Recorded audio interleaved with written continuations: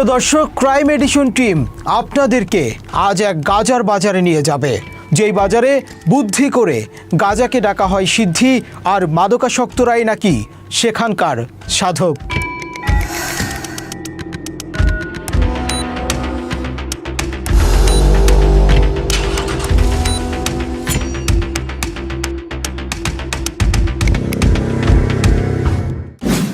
দর্শক, মাদক আর কথিত সাধকদের নিয়ে বসা এই মেলাকেই আমরা নাম দিয়েছি লালন মেলা। কিন্তু লালনের নামে কুষ্টিয়া জেলায় প্রতি বছর গাজার আসর বসানো হয়। সিদ্ধি খাওয়া সাধকদের সাধনার তলে তলে আরও কত কিছু চলে তা নিয়েই আজকের ক্রাইম এডিশন। সাথে আছি আমি মুনতাসির তাসরিফ। গেল বলে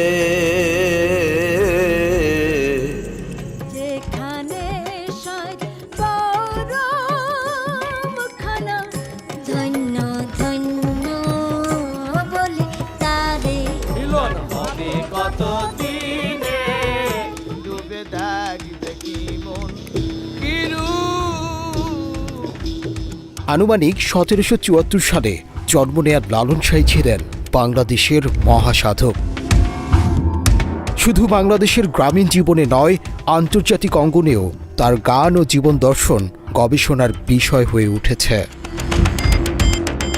আমেরিকার গবেষক ক্যারল সলিমন লালনের গান অনুবাদ করে city of mirrors songs of Lalon Shah নামে গ্রন্থ প্রকাশ করেছেন, যা অক্সফোর্ড ইউনিভার্সিটি প্রেস থেকে বের হয়। লালনের নাম উচ্চারিত হলে সবার আগে মনে পড়ে কুষ্টিয়ার ছেউরিয়া গ্রামের কথা, যেখানে তার আখড়া বাড়ি ও সমাধিস্থল। এখানেই তিনি দীর্ঘদিন বসবাস করে অনুসারীদের সঙ্গে সাধনা করতেন।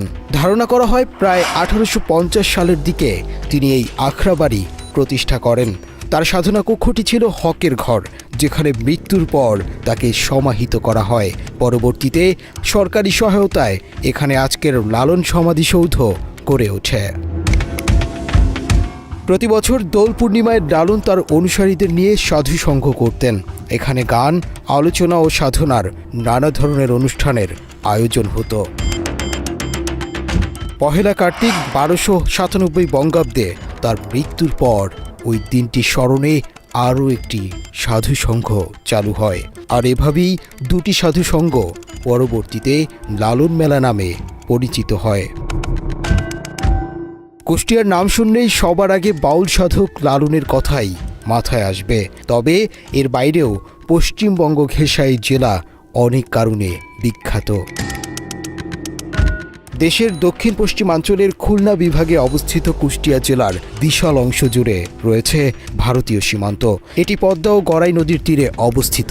এর উত্তরে রাজশাহী, নাটোর ও পাবনা জেলা, দক্ষিণে চুয়াডাঙ্গা ও ঝিনাইদহ জেলা, পূর্বে রাজবাড়ী জেলা এবং পশ্চিমে মেহেরপুর জেলা ও ভারতের পশ্চিমবঙ্গ রয়েছে। প্রশাসন কুষ্টিয়া জেলা একসময় অবিভক্ত বাংলার নদিয়া জেলার অংশ ছিল। 1947 সালে কুষ্টিয়া সদর, চুয়াডাঙ্গা এবং মেহেরপুর মহকুমা নিয়ে এই জেলার সৃষ্টি হয়। পরবর্তীতে এর 3টি মহকুমা আলাদা জেলায় পরিণত হয়েছে। জেলার 6টি উপজেলার মধ্যে দৌলতপুর সর্ববৃহৎ। জেলার সবচেয়ে ছোট উপজেলা খোকসা। বহু কবি সাহিত্যিক জন্ম নিয়েছেন কুষ্টিয়া জেলায়। এজন্য বাংলাদেশের জন্মের বহু আগে থেকেই সাংস্কৃতিক রাজধানীর খ্যাতি পায় স্থানটি। সংস্কৃতির সেই রাজধানীতে এখন অপসংস্কৃতি ছেয়ে গেছে। বাউল সাধনের নামে লালনের জন্মভূমিতে এখন যা চলছে তা দেখলে আঁতকে উঠবেন।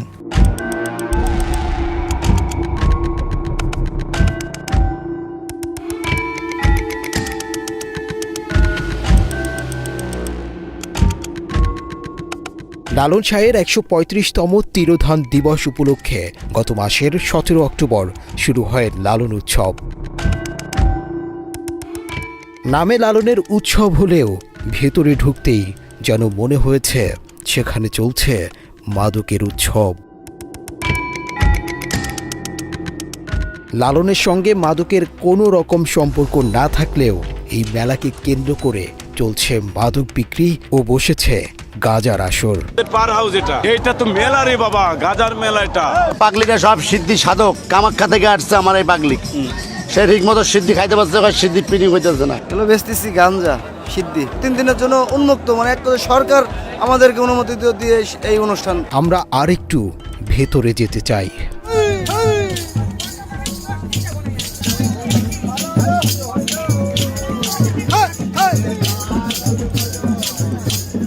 আমরা কাজ করি, আমরা তো আর চুরি বদমাশি করি না, কষ্ট করে একটু খাই আল্লাহর নাম নিয়ে। সুগ্ধ চাই, মানে সিদ্ধিখোর যারা, এদের বিরুদ্ধে কোনো ক্লেম নাই। এরা যারা সিদ্ধি সেবন করে তাদের বিরুদ্ধে কোনো ক্লেম নাই। তারা চুরি ডাকাতি হাজে নিয়ে এগুলো চিন্তা করে যায় না। থানা দৌলতপুর, জেলা কুষ্টিয়া, গ্রাম আংদিয়া, পোস্ট অফিস ছাতারপাড়া ইউনিয়ন খলিশাকুন্ডি। আমি এখানে গত বৃহস্পতিবার এসেছি। সিদ্ধি নাকি তাদের সব রোগের ওষুধ। ভারত থেকে আমদানি নয়, বাংলাদেশি গাজার চাষাবাদ করার মামাবাড়ির আবদার তাদের। সিদ্ধি কেন মাধব হবে, বাংলার থেকে ভারত যাবে, এটা তো বাংলাদেশেই হইতে পারে। বাংলাদেশে যদি হয় তা আমরা তো এত দুর্ঘটনা হইতে পারে না। আজকে এই যে বাজারে আড়ে গাড়ে এইভাবে ব্যবসা করতে পারে না, যার খেতে বানায় নিজেই খাইতে পারে। পুলিশ প্রশাসন এটি দেখবো না, কেউ কিছু জানবো না, কারণ গাছ যেহেতু বীজ যেহেতু ফালাইলে গাছ উঠে, এটা দেওয়ার কথা না, কারণ সবার বাড়িতে থাকবো। প্রিয় দর্শক, অনুসন্ধানে জানা গেছে সপ্তাহব্যাপী চলা এই মেলায় এবার সব মিলিয়ে 27 টন গাঁজা বেচা বিক্রি হয়েছে। কিন্তু এত মাদকের যোগান আসে কোথা থেকে? কারা চালায় এই গাঁজার বাজার?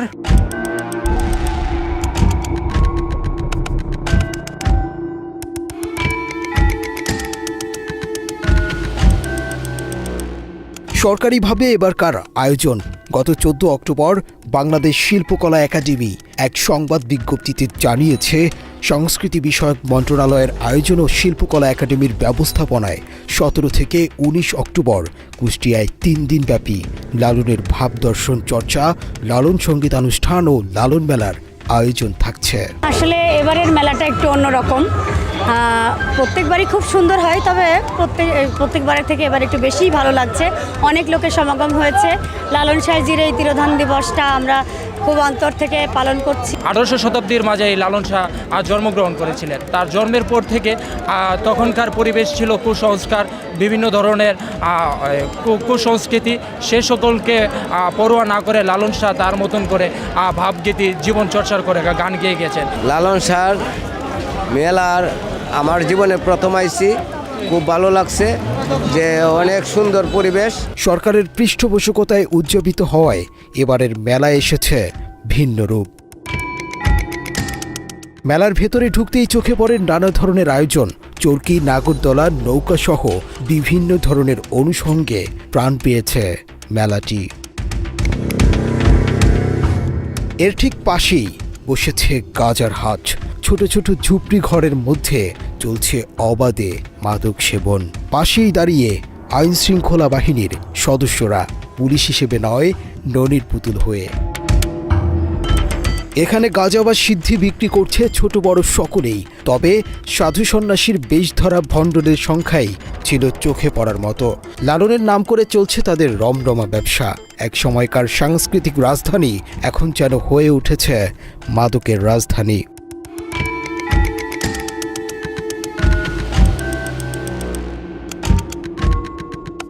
তখন মধ্যরাত। আমাদের টিম ছড়িয়ে ছিটিয়ে আছে লালন মেলার পুরো এলাকা জুড়ে। আমাদেরকে খুঁজে বের করতে হবে মাদকের এই মেলার গাঁজা সরবরাহকারী মূল হোতাকে। আমাদের পরিচয় বিশ্ববিদ্যালয়ের শিক্ষার্থী। কুষ্টিয়া থেকে গাঁজা নিয়ে ঢাকায় বিক্রি করা হবে, এই মর্মে কয়েক কেজি গাঁজা দরকার। কিছুক্ষণ পরেই আমাদের সাথে দেখা হয় এক ব্যবসায়ীর। তার কাছে রয়েছে সব রোগের ওষুধ। কালু ফকির নামের ওই ব্যক্তি আমাদের জানান কিভাবে মাদকের হাট বসে এই মেলায়। কথা বলতে বলতে আমাদের নিয়ে যান মেলার সবচেয়ে বড় গাজার হাট শ্মশান ঘাটে। 44,000 টাকা কেজি। এক সাইডে বসে কথা বলতে হবে, এখানে বসে কথা বলা যাবে না, ঠিক আছে? হলে পরে আমরা ওই মেহেরপুরের পাটের সাথে কথা বলাতে পারি। যেতে যেতে মাদক সাপ্লাইয়ের সব রাস্তা বলে দেন কালু ফকির। আর তখনই কেঁচু ঘুরতে পেরিয়ে আসে সাপ। তিনি জানান ডিসি নিজে এসে মাদকের বৈধতা দিয়ে গেছেন।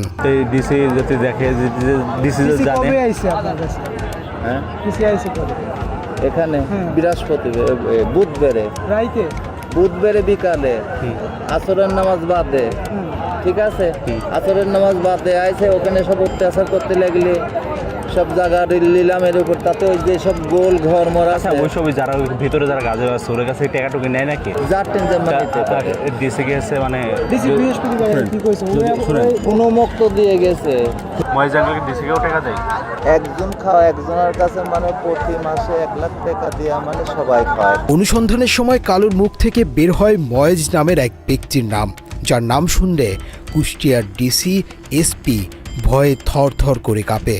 প্রতিদিন লক্ষ লক্ষ টাকা প্রশাসনের পকেটে ভরেন ময়েজ, কারণ এই জনপদে প্রায় 4 দশক ধরে মাদকের ব্যবসা করছেন ময়েজ। এখনও কেউ তাকে ছুঁতে পারেনি।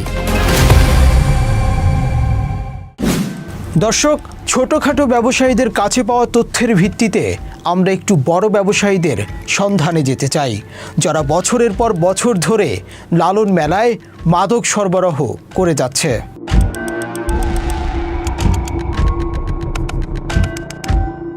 কুষ্টিয়া জেলার প্রায় 46 কিলোমিটার এলাকা জুড়ে বিস্তৃত ভারতীয় সীমান্ত। দীর্ঘদিন ধরেই এই সীমান্ত পথ মাদকের চোরাচালানের প্রধান রুট হিসেবে পরিচিত। ভারত থেকে ফেন্সিডিল, মদ, গাঁজা সহ বিভিন্ন মাদকদ্রব্য প্রতিনিয়ত এই পথ দিয়ে বাংলাদেশে প্রবেশ করছে। সাম্প্রতিক সময়ে ইয়াবাও এই রুটে যুক্ত হয়েছে, ফলে সীমান্তের এই অংশ এখন মাদক ব্যবসায়ীদের নিরাপদ আশ্রয়ে পরিণত হয়েছে। জেলার সীমান্তবর্তী উপজেলা দৌলতপুর কুষ্টিয়ার সবচেয়ে বড় উপজেলা এবং মাদক ব্যবসার অন্যতম কেন্দ্র হিসেবে পরিচিত। এই উপজেলার বিভিন্ন গ্রামে বড় বড় মাদক ব্যবসায়ীদের বসবাস। যদিও সারা দেশে চলমান মাদক বিরোধী অভিযানের কারণে তাদের কার্যক্রম কিছুটা কমেছে, তবুও সীমান্ত পথে মাদক প্রবাহ থেমে নেই। এখানকার মাদক নিয়মিতভাবেই জেলার শহরাঞ্চলে পৌঁছে যাচ্ছে। দেশের গোয়েন্দা সংস্থাগুলো দৌলতপুর ও আশেপাশের এলাকার মাদক চক্র সম্পর্কে অবহিত। গণমাধ্যমের বিভিন্ন প্রতিবেদনে দেখা যায় পুলিশ ও বিজিবির কিছু কর্মকর্তার নামও সেই তালিকায় উঠে এসেছে, রয়েছে পুলিশ সুপারের নামও। স্থানীয় সূত্রে জানা গেছে কুষ্টিয়া সীমান্তে মাদক পাচারের অন্যতম প্রধান রুট হল জামালপুর। এছাড়া চিলমারি, চর চিলমারি, বাংলা বাজার, ফিলিপনগরের আবেদের ঘাট, মহিষাকুণ্ডি, ভাগজোত মোড়, প্রাপপুর, বিলগাথুয়া, জামালপুর ও ঠোঁটারপাড়া এই পথগুলো দিয়ে বিপুল পরিমাণ মাদক দেশে প্রবেশ করে। জেলার বেশ কয়েকজন ব্যক্তি টানা 15 বছরেরও বেশি সময় ধরে মাদক ব্যবসার সাথে জড়িত। তাদের মধ্যে কেউ কেউ আছেন 40 থেকে 50 বছর ধরেও এই ব্যবসা চালিয়ে যাচ্ছেন, আর তাদেরই একজন ময়েজ আলী। অনুসন্ধানে আমরা জানতে পারি লালনের আখড়ার ঠিক পাশেই বহুতল একটি ভবন রয়েছে ময়েজের, যেখান থেকে পাইকারি মূল্যে সরবরাহ করা হয় গাঁজা, যা দিয়েই চলে লালন মেলা। কুষ্টিয়া জেলার ভারতীয় সীমান্ত এলাকা দৌলতপুর ও মেহেরপুর থেকে এসব মাদক আনেন ময়েজ, আর সেই ভারতীয় গাঁজার ধোঁয়ায় ঘোলা হয় কুষ্টিয়ার আকাশ বাতাস। শুধু কুষ্টিয়া নয়, দেশের বিভিন্ন অঞ্চলে রয়েছে ময়েজের গাঁজার সুখ্যাতি। মাদক ব্যবসায়ী ময়েজ কুষ্টিয়ার কুমারখালী উপজেলার চাপড়া ইউনিয়নের 2 নম্বর ওয়ার্ডের ছেউরিয়া গ্রামের বিশ্বাসপাড়া এলাকার মৃত মনসুর আলীর ছেলে।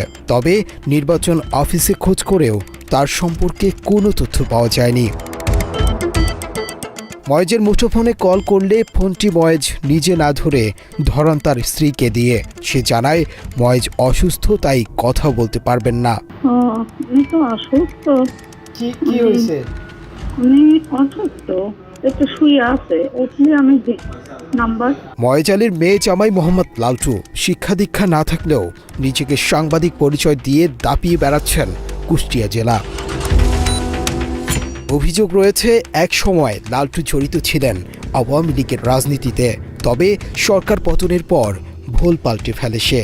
বিভিন্ন সময় পুলিশ ও প্রশাসনের ঊর্ধ্বতন কর্মকর্তাদের সাথে ছবি তুলে সামাজিক যোগাযোগ মাধ্যমে পোস্ট করেন লালটু।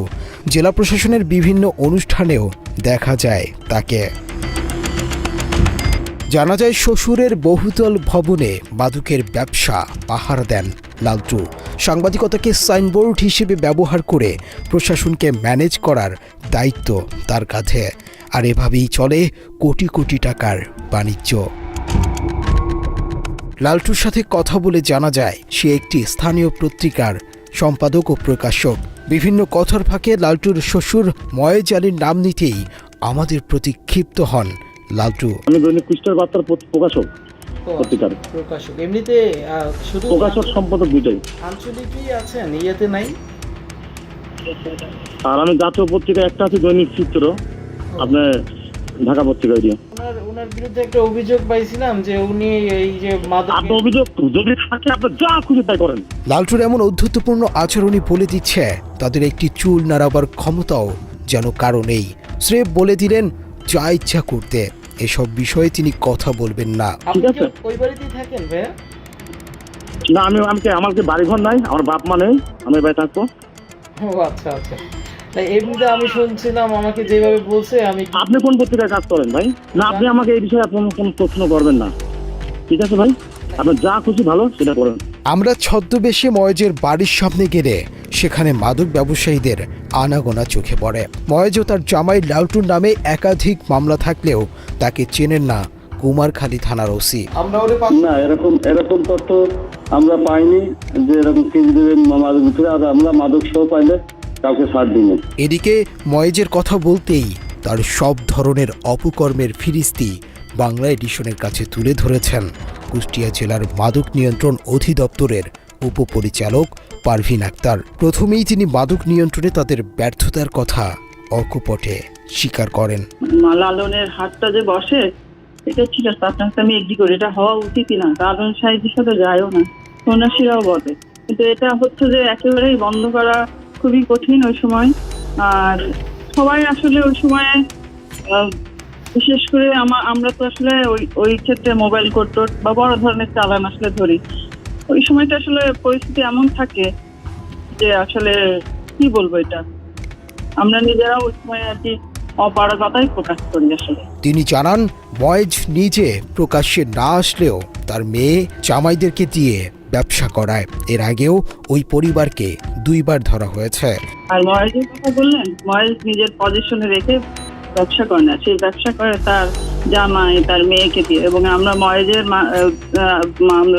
মাল এর আগে 2 বার ধরছি, 9 কেজি 9.5 কেজি। এই যে পরশুদিন কালকেও ধরা হয়েছে 7.5 কেজি, এরকম ধরা হচ্ছে। কিন্তু আসলে ময়েজ নিজের পজিশনে মাল রাখে না, ও নিজের আত্মীয় স্বজনের দিয়ে অন্য জায়গা দিয়ে কাজ করে। তাতে এখনকার ময়েজের সাংবাদিক পরিচয় দেওয়া জামাই লালটুর বিরুদ্ধে একাধিক মামলা রয়েছে এবং বিভিন্ন সময় আটক হয়েছে বলেও জানান এই কর্মকর্তা। লালটুর বিরুদ্ধে আমরা মামলা করছি ভাই, এর আগে লালটুর বিরুদ্ধে, কামুনের বিরুদ্ধে, সবার বিরুদ্ধে মামলা আছে। এরা কোর্ট পর্যন্ত উঠতে পারে না, এরা হলো জামিন হয়ে যায়। প্রিয় দর্শক, কুষ্টিয়ার ঐতিহ্যবাহী লালন মেলায় মাদকের জমজমাট ব্যবসার পেছনে শুধু মাদক ব্যবসায়ী নয়, তাদের পেছনে রয়েছে সরকারি বেসরকারি সিন্ডিকেট, যাদের মাঝে ভাগাভাগি হয় মাদক ব্যবসার লভ্যাংশ। গত 12 অক্টোবর লালন একাডেমি থেকে প্রকাশিত এক বিজ্ঞপ্তিতে জানানো হয়, লালন শাহের 135তম তিরোধান দিবস উপলক্ষে মেলার মাঠ ইজারা প্রদানের নিমিত্ত আহ্বানকৃত দরপত্রে 36,11,000 টাকা 5 দিনের জন্য স্থানীয় সাংবাদিক মোহাম্মদ মুজিবুল শেখকে ইজারা দেওয়া হয়েছে। কিন্তু 15 অক্টোবর কুষ্টিয়া জেলা প্রশাসকের কার্যালয়ের এক বিজ্ঞপ্তিতে জানিয়ে দেওয়া হয়, মুজিবুল শেখের আবেদনের প্রেক্ষিতে তার ইজারা বাতিল করা হয়েছে এবং খাস আদায়ের জন্য কুমারখালী উপজেলার নির্বাহী কর্মকর্তাকে নির্দেশ দেওয়া হয়েছে। জানা যায়, সংস্কৃতি বিষয়ক মন্ত্রণালয়ের কর্তৃক ইভেন্ট ম্যানেজমেন্ট কোম্পানির মাধ্যমে 100টি স্টল করায় মেলার মাঠে অন্য কোনো দোকান বরাদ্দের সুযোগ দেওয়া হয়নি, যদিও এর আগে এই মেলায় 700টি দোকান বসানো হতো। ইজারা বাতিল প্রসঙ্গে বাংলা এডিশনের সাথে কথা হয় ইজারা পাওয়া মোহাম্মদ মুজিবুল শেখের সাথে। তিনি জানান, ইজারা না থাকলেও ডিসির সাথে ঘনিষ্ঠ সম্পর্কের মাধ্যমে একটি অসাধু চক্র মাঠ থেকে হাতিয়ে নিচ্ছে কোটি কোটি টাকা। এ সময় তিনি স্থানীয় সাংবাদিক আল মামুন সাগর ও এনসিপি নেতা আলমাস হোসেন মামুনের নেতৃত্বে এই চাঁদাবাজি পরিচালিত হয় বলেও অভিযোগ জানান। সঠিকভাবে যদি বলতে হয় আপনার নিয়মতান্ত্রিক ইয়েতে উপায়ে আমরা স্যালেন্ডার করে দেওয়ার পর এটা খাস কালেকশন করবে হচ্ছে লোকাল প্রশাসন। তো এখন লোকাল প্রশাসন কুমারখালী কিওনো উনি কেন তাদেরকে দায়িত্ব দিয়েছে, আবার ওনারাই বা দায়িত্ব পাইলো কিভাবে আর উনি দিলেন কিভাবে, সেটা তো আসলে ওনারাই বলতে পারবে, আমরা তার বলতে পারবো না, বুঝছেন না। কাদেরকে মানে কারা কারা এই টাকাটা তুলেছেন আপনি আপনার জানা মতে? আমার জানা মতে হচ্ছে ওখানে ওই ছিল যারা আর কি আলমাস সহ যারা ছিল তারাই হচ্ছে এটা গ্রুপই হচ্ছে তার চাঁদা তুলেছে এবং ওরা তো বিশ্বমান। মুজিবুলের কথার সূত্র ধরে আমরা কথা বলি আরও একজনের সাথে, যিনি লালন মেলা উদযাপনের উপকমিটির সদস্য হিসেবে দায়িত্বে ছিলেন। আব্দুল খালেক নামের ওই ব্যক্তি বাংলা এডিশনকে বলেন, খাস কালেকশনের নামে কিছু লোককে দায়িত্ব দেয়া হয় যারা নামে বেনামে প্রশাসনের সহযোগিতায় চাঁদাবাজি করছে। তো এইটা তো খাস কালেকশনের নামে যে চাঁদাবাজি, এবং এইটা আমাদের মিটিংয়ে কথা ছিল যে 100 দোকানে একটা সহনীয় পর্যায়ে রেখে 100 দোকানে হলো আমাদের খাস কালেকশনটা হবে। খাস কালেকশনের নামে যেইভাবে মনে করেন চাঁদাবাজি, বিভিন্ন রকম অনৈতিক জিনিসগুলো লক্ষ্য করা যাচ্ছে, এবং নামে বেনামে মেলা এবং মেলার পার্শ্ববর্তী এলাকায় যেভাবে চাঁদাবাজি হচ্ছে এবং ওপেন চাঁদাবাজি, তো আমাদের প্রশাসন, আমি মনে করব যে আমাদের কুষ্টিয়া জেলা প্রশাসন নির্বিকার। এদিকে জুলাই গণ অভ্যুত্থানে কুষ্টিয়ার নেতৃত্ব দেয়া এই ব্যক্তিও বললেন একই কথা। তিনি জানান, মাদকের দোকান দিতেও নেওয়া হয়েছে চাঁদা, তাই এবার প্রকাশ্যে মাদক সেবনের মাত্রা বেড়েছে। যেখানেই মানুষ বসছে সেখানেই গাজার কলকি আছে সেখানেই, এবং জিজ্ঞেস করা হলে তারা দেখিয়েছে একটা করে টোকেন দেখিয়েছে যে আমি এটা করার জন্য আমি এখানে পে করি। সেখানে 1500, 2000, 2500, 3000 টাকা পর্যন্ত পার ডে নাইটে তাদেরকে পে করতে হচ্ছে। তো তারা সেখানে অবলীলায় প্রশাসনের চোখের সামনে, মানুষের সামনে, শিশুদের সামনে তারা মাদক সেবন করছে, মাদকের ব্যবসা করছে। এবারের লালন মেলা কুষ্টিয়াবাসীর জন্য লজ্জার বলে মনে করেন গণ অভ্যুত্থানের নেতৃত্ব দেয়া আরেক নেতা। তিনি জানান, লালন মেলা সিন্ডিকেটের পেছনে হাত রয়েছে কথিত কিছু সমন্বয়কের। দাবি করেন, ঢাকার এক সমন্বয়ককেও দেয়া হয় চাঁদার ভাগ। এই সিন্ডিকেটটার পিছনে কথিত সমন্বয়ক কিছু ছিল, যারা ওই 5ই আগস্টের আন্দোলনের ভূমিকাতে তারা কিছু ভূমিকা রাখছিল। এরকম কিছু নামধারী সমন্বয়ক ওই সময়ের, তারা হচ্ছে গিয়ে এই চাঁদাবাজি বা এই সিন্ডিকেটের সাথে জড়িত। এবং আমার জানা মতে সেই বিপ্লবের একটি বড় সমন্বয়ক, যেটা ঢাকাতে, যেটা বাংলাদেশের অনেক মানুষ চেনে, এমন একজন সমন্বয়ককে গতকালকে এই চাঁদাবাজির একটা ভাগ ওখানে পাঠানো হয়েছে। অনুসন্ধানের সময় আমরা এমন একজনকে খুঁজে পাই যিনি চাঁদাবাজ চক্রটির কাছে থেকে সবকিছু দেখেছেন।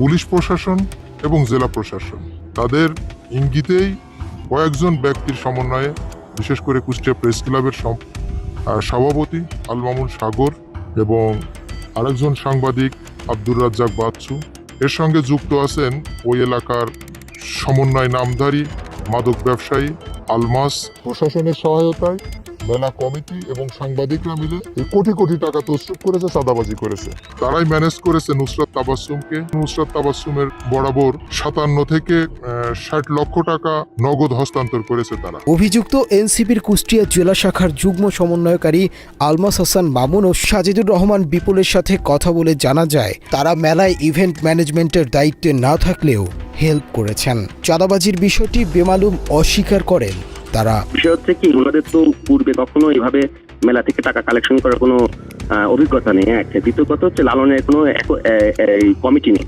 অ্যাডক কমিটি ছিল। গত 24 জুলাই আমরা এটা মানববন্ধন করে ভেঙে দিচ্ছি। যারা 4 জন ছিল আপনার ছাত্রহত্যা মামলার আসামি, 6 জন 4 জন ছিল ছাত্রহত্যা মামলার আসামি। আমরা আন্দোলন করে এটা বন্ধ করে দিই। তারপর থেকে এখন পর্যন্ত কোনো অ্যাডক কমিটি দেয় নাই। যেহেতু আমার বাসা ছেউরিয়াতে, আমি লালন নিয়ে কাজ করি দীর্ঘদিন, আমরা বংশ পরম্পরায় আমরা লালনের সঙ্গে আছি। সেই সূত্রে আমাদেরকে বলা হয়েছিল যে আপনারা যদি কালেকশনটা করে দেন, এইগুলাতে মোটামুটি হেল্প করে। তাছাড়া আমি মেলার মধ্যে খুব বেশি ওখানে ছিলাম না, আমি বাইরে ছিলাম। আমার ওই যে একটা কাঠের কাজ শুরু হয়েছে, ওখানে ছিলাম। এ বিষয়ে জানতে এনসিপির যুগ্ম আহ্বায়ক নুসরাত তাবাসসুমকে কল করলে প্রথমে তিনি সময় বেঁধে দিলেও পরে আর তাকে পাওয়া যায়নি। এখন এখন তো আসলে ভাই আমি একটু কাজের মধ্যে একটু ব্যস্ত আছি। আপনি চাইলে আমার সাথে কালকে দেখা করতে পারেন অফিসে, কিংবা আজকে রাতেও হয়তো আমি অফিসে একটু আসতে পারি। অভিযোগ রয়েছে কুষ্টিয়ার জেলা প্রশাসক আবু হাসনাত আরেফিনের সাথে মিলেমিশে মেলার নিয়ন্ত্রণ নিয়েছে চক্রটি। মেলার আগে মাদক নিয়ন্ত্রণ নিয়ে সোশ্যাল মিডিয়ায় সরব থাকলেও বাস্তবে করেছেন উল্টোটা। 2024 সালের 5 আগস্ট রাজনৈতিক পট পরিবর্তনের পর পটুয়াখালীতে জেলা প্রশাসক হিসেবে নিয়োগ পেয়েছিলেন আবু হাসনাত মোহাম্মদ আরেফিন। কর্মস্থলে যোগদানের পর থেকে তার বিভিন্ন কর্মকাণ্ডে সমালোচনার সৃষ্টি হয়। এক পর্যায়ে ডিসির বদলি দাবিতে বিক্ষোভ ও মানববন্ধনও হয়েছিল। সাংবাদিককে জেলে ভরার হুমকি দেওয়ার ঘটনায় বাউফলের ইউএনও আমিনুল ইসলামের অবস্থান নিয়ে আপোষ মীমাংসার প্রস্তাব দিয়ে বেশ সমালোচিত হয়েছেন তিনি। এছাড়া আওয়ামী লীগ পুনর্বাসন, বৈষম্য বিরোধী শিক্ষার্থীদের মারধরের ঘটনায় আপোষ সহ বেশ কিছু ভয়ঙ্কর অভিযোগ রয়েছে তার বিরুদ্ধে। এ বিষয়ে ডাকসুর সাবেক ভিপি ও গণ অধিকার পরিষদের সভাপতি নুরুল হক নূর বাংলা এডিশনকে বলেন, পটুয়াখালীর ডিসির ডিবির হারুনের মতো একচ্ছত্র আধিপত্য গড়ে তুলেছিল। বিভিন্ন উপজেলায় বিতর্কিত ইউএনওদের শেল্টার দিয়ে অবৈধ সুবিধা নিয়েছেন। তার জন্য রাখতে হতো নির্দিষ্ট কমিশন। ডিএমপির কমিশনার হাবিব, এই হারুন, এরা যেমন একটা সিন্ডিকেট করত, শক্তির চর্চা করত, সে কার্যত ওই টাইপের একটা প্র্যাকটিস করতেছে। ইপিজেড হচ্ছে, ভোটের কার্যক্রম আছে, এই সমস্ত বড় ছেলে একটা আসলে এই ধান্দাবাজি করছে। যে কারণে আমি বলছি যে এবং বেশ কয়েকজন ইউনোর নামে অভিযোগ থাকলেও পুলিশ তাদেরকে সেফগার্ড করতেছে। অবশেষে 25 আগস্ট জনপ্রশাসন মন্ত্রণালয়ের একটি প্রজ্ঞাপনে পটুয়াখালীর ডিসি আবু হাসনাত মোহাম্মদ আরেফিনকে বদলি করে কুষ্টিয়ায় পাঠানো হয়। কুষ্টিয়ায় গিয়েও থামেননি আরেফিন। অভিযোগ রয়েছে সাংবাদিক সাগর গংকে কাজে লাগিয়ে লালন মেলায় মোটা অঙ্কের চাঁদাবাজি করিয়েছেন এই জেলা প্রশাসক। এই মেলাটা এবার কিন্তু সম্পূর্ণ পরিচালিত হয়েছে প্রশাসনের আন্ডারে, সুতরাং এটা কোনোভাবেই ডিসি সাহেব এবং স্থানীয় একটি সিন্ডিকেট, প্রভাবশালী সিন্ডিকেট, এবং যারা বলা যায় যে আপনার টোটালি লালনের আশপাশেও অনেকের বাড়ি আছে যারা প্রভাবশালী ওখানে, এই রকম কিছু ব্যক্তিবর্গ এই সিন্ডিকেটটা দিয়ে ওনারা হচ্ছে এবার টোটালি কোটি টাকার যে চাঁদাবাজি এটা বা ব্যবসা যেটা সেটা হয়েছে। এইটা আসলে শস্যের ভিতর ভূত থাকলে তো হবে না। এই যে গেম, এই গেম করে করে আজকে এই মেলাটার এই পরিস্থিতি। মেলায় যেভাবে সরকারের রুলস এবং যেভাবে সরকারের চিন্তাধারা ছিল তার 40% সেইভাবে হয় নাই। মানুষ বদলে শোনার মানুষ হবে, মানুষ ছাড়া খাবারে তুই মূল হারাবে, এই কথার সাথে বর্তমান সংস্কৃতি মন্ত্রণালয় সহ ডিসি সাহেবের কোনো কথার মিল নাই। বিষয়টি নিয়ে কথা বলতে কুষ্টিয়া জেলা প্রশাসকের কার্যালয়ে গেলে তাকে পাওয়া যায়নি। তবে পরবর্তীতে কল করলে তিনি জানান, এবার মাদক নিয়ন্ত্রণে সর্বোচ্চ চেষ্টা করেছে জেলা প্রশাসন। 16 লাখ টাকা খাস কালেকশন করা হয়েছে। সরকারের বরাদ্দ সঠিক খাতে ব্যবহার করা হয়েছে। যতদূর সম্ভব যারা দর্শনার্থী ভক্ত এনেছিলেন তাদেরকে সুবিধা দেওয়ার জন্য, যদিও জায়গাটা খুবই সংকীর্ণ, অনেক কষ্ট হয়েছে মানুষের, তারপরেও মানুষ খুব স্বতঃস্ফূর্তভাবে অংশগ্রহণ করেছে। এইটা একটা বড় খরচ, আপনি বুঝতে পারছেন যে ইলিশ মাছের যে দাম, সেই হিসেবে একটা বড় খরচ। আমাদের 50 লক্ষ টাকা বরাদ্দ পেয়েছে এবং আমরা তার মধ্যে এটা করার চেষ্টা করেছি। আমরা মেলাটা সেখানে টেন্ডারও দিয়েছিলাম, কিন্তু শেষকালে আসলে এটা রক্ষা করতে পারিনি। কারণ এবার আপনারা জানেন যে জাতীয়ভাবে উদযাপনের জন্য এখানে মাত্র 120টা স্টল করা হয়েছে। যদি প্রতিবার এখানে 400-500 স্টল করা হয় এবং তাদের কাছ থেকে ওই যারা টেন্ডার নেয় তারা টাকা উত্তোলন করে আমাদের সরকারি কোষাগারে টাকাটা জমা দেয়। কিন্তু এবার যেহেতু 120টার বেশি স্টল করার কোনো সুযোগ ছিল না, সুতরাং তারা আর আগ্রহ দেখায়নি, পরে এটা বাতিল করেছে। আমরা খাস কালেকশনে গিয়েছি, সেখানেও আমরা প্রায় 15-16 লক্ষ টাকা পেয়েছি। চাঁদার ব্যাপারে জানতে চাইলে তিনি বলেন, কারা চাঁদা তুলেছে তাদের কাউকেই তিনি চিনেন না, আর এই টাকা তোলার জন্য ইউএনওকে দায়িত্ব দেওয়া হয়েছে। মানে খাস কালেকশনটা কারা করবে, কারা করতে পারে? আমার ইউনো সাহেব এটার দায়িত্বে ছিলেন, ঠিক আছে। আমরা ইউনো সাহেবকে দিয়েছি যে খাস কালেকশন করার জন্য আর কি। এটা দোকান অনুপাতে ওনারা খাস কালেকশন করেছে। আমরা 16 লক্ষ টাকা মতো পেয়েছি টোটাল, খাস কালেকশন 3 দিনের জন্য তো মাত্র। আচ্ছা, খাস কালেকশনের উত্তোলনের সময় আমরা দেখেছি বিভিন্ন ধরনের স্লিপ দেয়া হয় বা পেইড লেখা কাগজ দেয়া হয়। আমরা দেখেছি এটার জন্য কি কোনো কমিটি করা হয়েছে এই খাস কালেকশন করার জন্য? এটা এক্স্যাক্টলি আমি এখন বলতে পারছি না, যদি আপনি পরে যোগাযোগ করেন আমি এটা দিতে পারবো, অসুবিধা নেই। আচ্ছা, আমি আরেকটু আমি বুঝতে পারছি আপনার সময় খুবই স্বল্প, আমি একটু বলতে চাই, সেটা হচ্ছে এখানকার আমরা যেমনটা দেখলাম এখানে কালেকশনের জন্য একটা কাউন্টার ছিল, সেই কাউন্টারে একজন সাংবাদিক, উনি হচ্ছেন প্রেস ক্লাবের সভাপতি সাগর, ওনার নাম আল মামুন সাগর, আর ওনার সাথে আরও কয়েকজন। তো আমরা এখানে 3 দিনের মতোই ছিলাম। সর্বশেষ দিন আমরা দেখলাম রাত 4টার দিকে তিনি সহ আরও কয়েকজন মিলে এই টাকা কালেকশন করতেছেন। তো তখন আমার হাত ধরছেন, উনি আমার ক্যামেরা নিতে চাইছেন, আমি দেইনি।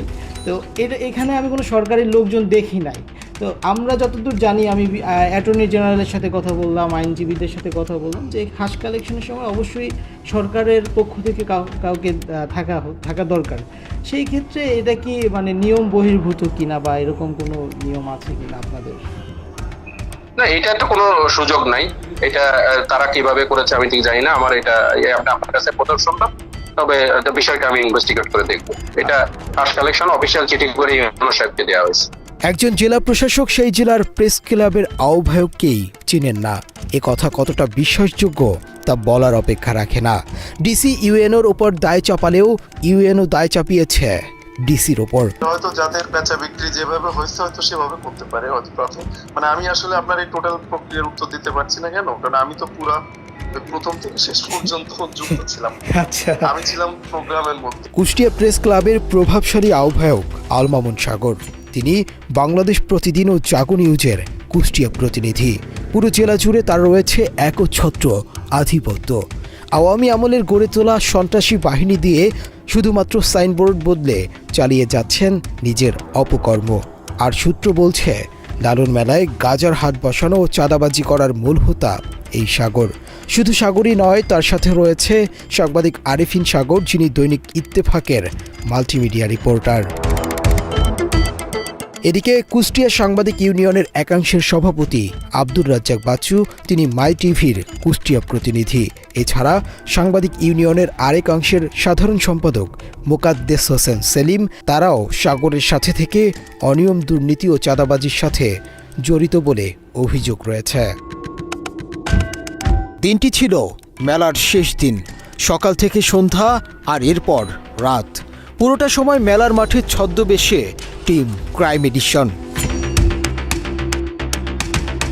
ইজারার আওতাভুক্ত নয় এমন শত শত দোকান থেকে মোটা অঙ্কের টাকা তুলেছে সাগর গং। টাকা নিয়েছে মাদকের দোকান থেকেও।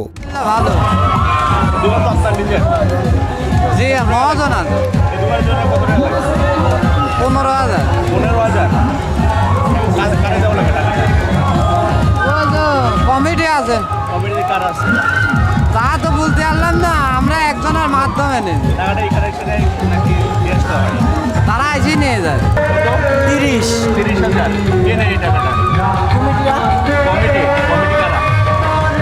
মেলার কমিটি।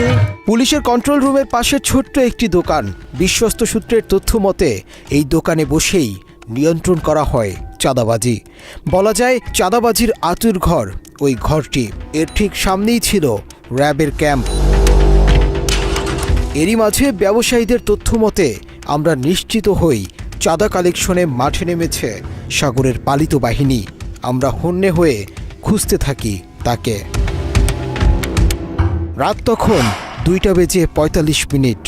হলদে রঙের টি শার্ট পরা একজন এসে বসেছেন চাঁদা তোলার কাউন্টারে, যার পরনে ছিল মাস্ক এবং ভাবভঙ্গি অনেকটা চোরের মতো। এরপরই দুটি মোটরসাইকেল এসে দাঁড়ালো ওই ঘরের সামনে। সামনের স্টিকার বলছে এটি কোনো সাংবাদিকের গাড়ি। এসব ঘটনার রেশ না কাটতেই আমরা আবিষ্কার করলাম হলদে রঙের টি শার্ট পরা ওই ব্যক্তি বের হয়ে তড়িঘড়ি করে কোথাও যাচ্ছে। কৌশলে তার পেছনে এগোতে থাকি আমরাও। তখন রাত 4:30। মেলার ঠিক সামনের গেটে যেতেই আমাদের ক্যামেরায় ধরা পড়ল সাংবাদিক আল মামুন সাগর, আরিফিন সাগর, বাচ্চু সহ 20 থেকে 25 জনের একটি দল। দোকানিদের সাথে কথা বলে আমরা নিশ্চিত হই যে ওই শেষ রাতেও তারা তুলছিলেন চাঁদার টাকা। আমরা বহুক্ষণ ধরে তাদের লক্ষ্য করি। এ সময় আমাদের গোপন ক্যামেরায় ধরা পড়ে সাগরগঙের একজন, যিনি চাঁদা তুলছিলেন সিদ্ধি বা গাজার দোকান থেকে। 4,000 টাকা আছে, 4,000 লাগে আমার 4500 টাকা দিতে হয়েছে। 30,000 টাকা। তারা তো টাকা ছাড়াই মাঠে বসতে দিবে না। সাংবাদিকই হবে, সাংবাদিক না ভাই। আমার বাসা এখানে ভাই, আমার থেকেও কম নেয় না। কয় টাকা নেয়? আমার এইটুকু খাজানে বলছি 400 টাকা নিয়েছে। আমি করছি এলাকা চাল পাল করছি, এলাকা পরে মেলার পরে এলাকা চাল। বিষয়টি সম্পর্কে জানতে সাংবাদিক আল মামুন সাগরকে কল করলে তিনি সরাসরি বিষয়টি অস্বীকার করেন। পানি তাহলে আপনার চোখটা বাঁধা ছিল, আচ্ছা, আপনার চোখটা আপনি বেঁধে রেখেছিলেন, সে কারণে আপনি পান না। ওই সরকারের যিনি সরকারের এখানে দায়িত্বে আছেন তার কাছে জিজ্ঞেস করেন, কে ছিলেন, তাহলে তো আপনার প্রশ্নের উত্তর পেয়ে যাবেন। দর্শক, মাদকের এই ভয়াবহ সিন্ডিকেটের বিরুদ্ধে স্থানীয় সাংবাদিকেরাও রহস্যজনক কারণে নীরবতা পালন করছে। এর মধ্যে কেউ কেউ প্রতিবাদ করার চেষ্টা করলে তাদেরকে চরম পরিণতি ভোগ করতে হয়েছে।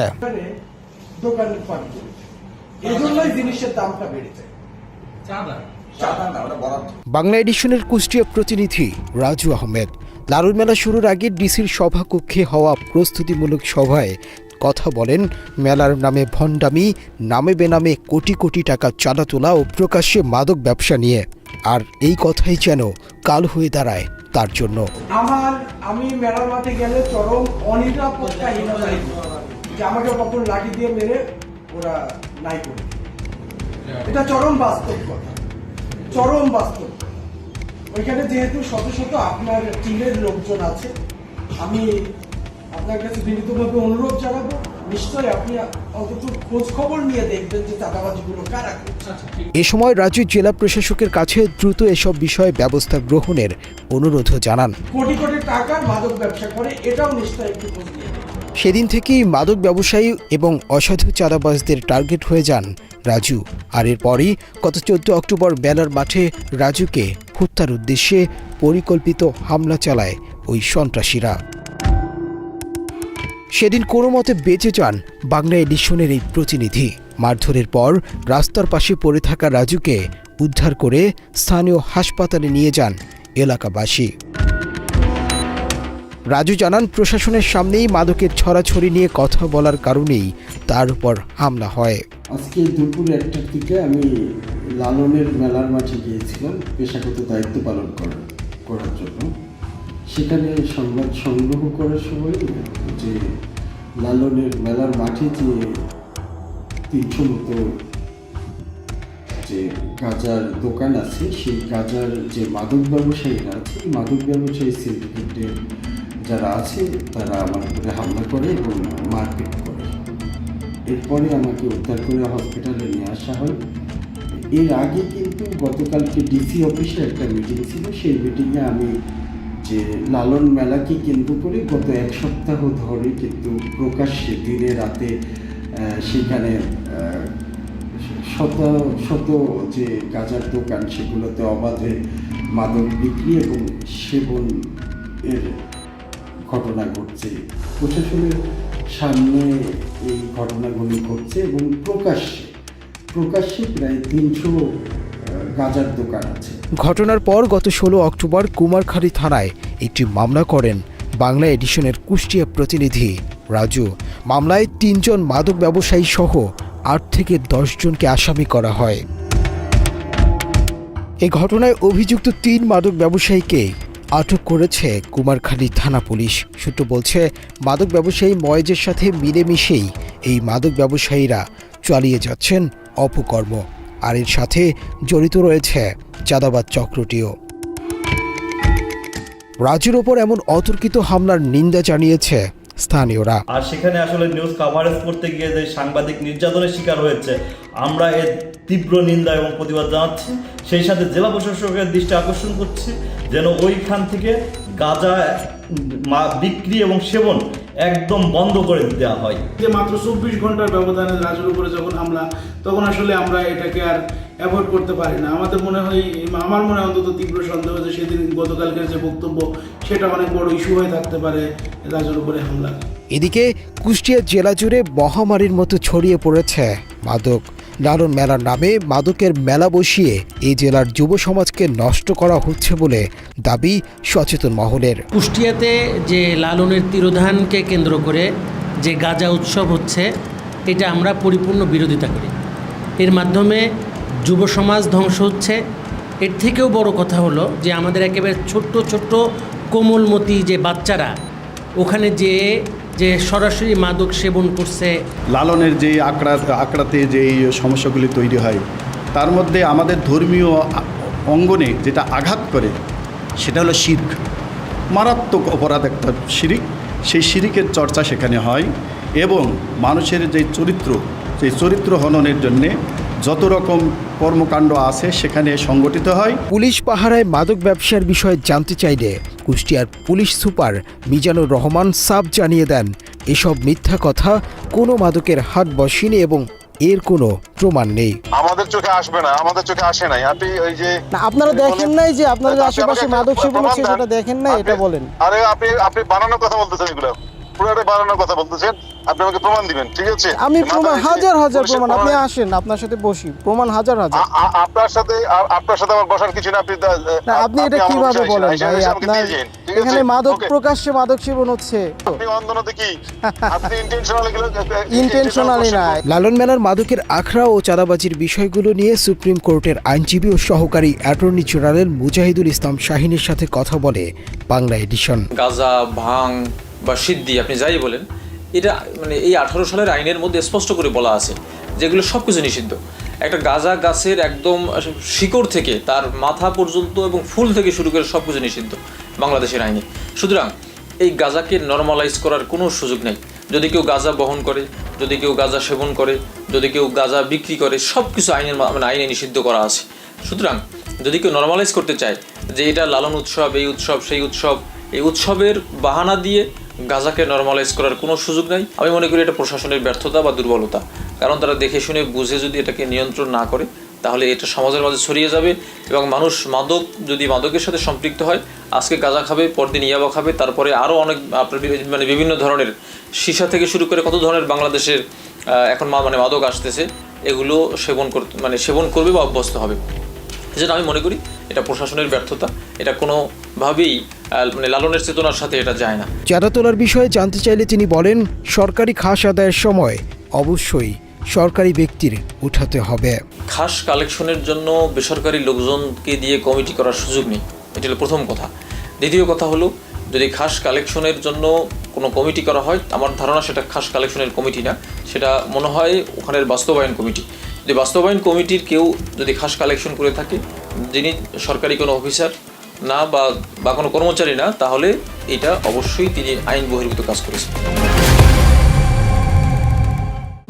প্রিয় দর্শক, সাংবাদিকদের কাজ মাদকের বিরুদ্ধে সংবাদ প্রকাশ করা, প্রশাসনের কাজ বেআইনি কাজের বিরুদ্ধে আইন প্রয়োগ করা। কিন্তু অনিয়ম যেই সমাজে নিয়মে রূপ নেয়, সেই সমাজে নিয়ম করে অনিয়ম চলতে থাকে। এবার যাবার পালা, দেখা হবে আবার। যেখানে অন্যায় অনিয়ম, সেখানেই ঢাল হয়ে দাঁড়াবে টিম ক্রাইম এডিশন। বিচারের সব দরজা বন্ধ হয়ে গেলেও খোলা থাকবে আমাদের দুয়ার। আমাদেরকে জানান, আমরা বলবো আপনার কথা ঠিক আপনার মতো করে। আল্লাহ হাফেজ।